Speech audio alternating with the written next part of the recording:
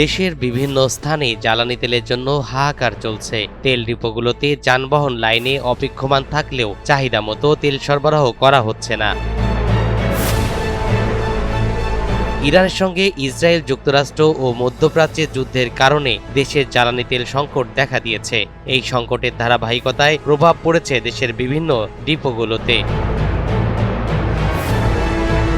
মৌলভীবাজারের শ্রীমঙ্গল উপজেলার তেলের পাম্পে এসে তেল না পেয়ে ফিরে যাচ্ছেন গ্রাহকরা। এতে ভোগান্তিতে পড়েছেন মোটরসাইকেল চালক সহ বিভিন্ন যানবাহনের চালকরা। এখন পিরিয়ড হোক রেগুলার বা হেভি, প্রয়োজন মতো কনফিডেন্স আছে রেডি। Play with confidence. আমি তেল নিতে আসছিলাম ভাই, কেউ দেখতেছি না এখানে, তো ওনারা তো কেউ নাই। আমি আসছি খবর নিতে, সকালেও দেখলাম নাই, 1 ঘন্টা আগে আসছিলাম দেখলাম নাই। ওভালে আমি 2বার আইছি, 2টার সময় আইছি তেল পাইছি না, এখন আবার আইছি তেল নাই, তারা বন্ধ করে গেছে, সব সিগারেট করছে তারা। পাম্পে তো আমরা অনেক সাইকেল গাড়ি আইয়া ফিরত যার ফার্ম বর্তমানে লাগাই।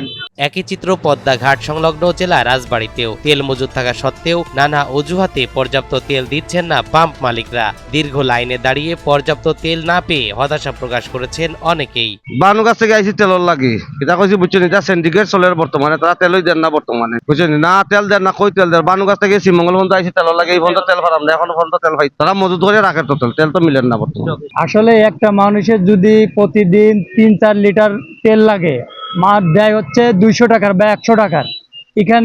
এখানে এই যারা চাকরিজীবী লোক, এরা কি করবে? সেই ক্ষেত্রে বাংলাদেশ সরকারের কাছে অনুরোধ করব আমরা যেন তেল ঠিকঠাক মতো পাই। আমি তো এখানে আসছি পাম্পে তেল নেওয়ার জন্য, অকটেন নেই, প্রতিদিন এই রাস্তা দিয়ে আসা যাওয়া করি, কিন্তু আজকে তো সব পাম্পে তেল দিচ্ছে, ভাবছি এখান থেকে তেল নিব, কিন্তু পাম্প বন্ধ। ওনাদেরকে জিজ্ঞেস করলাম, ওনারা বলতেছে অকটেন নাই, এখানে একটা কাগজও লাগাই লাগছে। জ্বালানি তেল ও ডিজেল সংকটের কারণে রংপুরের পীরগঞ্জ উপজেলার পেট্রোল পাম্পে সরবরাহ বন্ধ হয়ে গেছে। এতে মোটরসাইকেল, প্রাইভেট কার সহ বিভিন্ন যানবাহনের চালকেরা যেমন ভোগান্তিতে পড়েছেন, তেমনি ডিজেল না পেয়ে সেচ কাজ সমস্যায় পড়েছেন কৃষকরা। হুন্ডাতে তেল নেওয়ার জন্য আসছি, কিন্তু তেল পাচ্ছি না পাম্পে।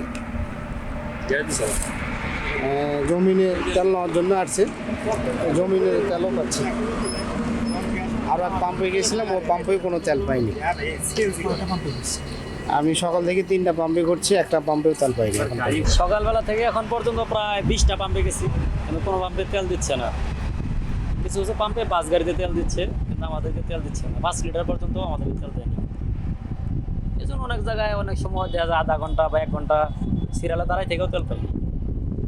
সমস্যার মধ্যে পড়ছি, তেল না পাওয়ার কারণে কোনো দিক দিয়ে মানে তেল ছাড়া কি আর গাড়ি চলবে?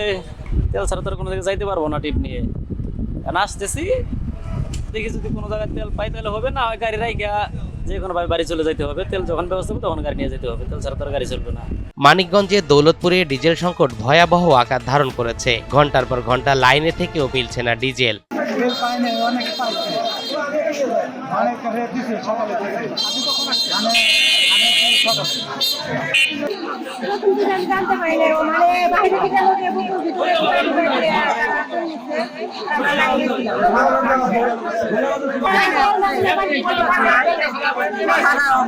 এই অঞ্চলে তেলের পর্যাপ্ত পরিমাণে না থাকায়, সরবরাহ না থাকায়, কিছু অসৎ উপায়ে ব্যবসায়ীরা 150 লিটার 130 লিটারে তেল বিক্রি করছে।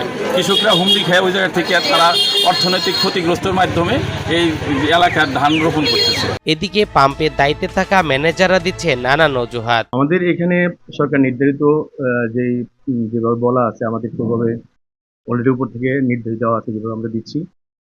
কোটা অনেকে তুলে গেছে, কিন্তু তারপর প্রয়োজন মাফিক আমরা যেভাবে পাও না, সেই পাওনা তাদের রেশিও অনুযায়ী তাদেরকে দিচ্ছি, কাউকে কোনো ইয়ে করতেছি না। আমাদের বিশেষ করে চা বাগান আছে, চা বাগানও দিচ্ছি। আর প্যাক ডিলারতে এতদিন বন্ধ ছিল, আজকে অল্প অল্প করে তাদেরকে সামান্য তারা যা পাবে সেই মোতাবেক 2025 সালে যা পাইছে সেই ইয়ার উপর ভিত্তি করে আমরা দিচ্ছি। যেটুকু মানে গত বছর যা তুলছে সেই অনুসারে দিতেছি আমরা। মানে আমার শ্রীমঙ্গলের পাম্প একটা, মৌলভীবাজারের পাম্প হইল 9টা মোট।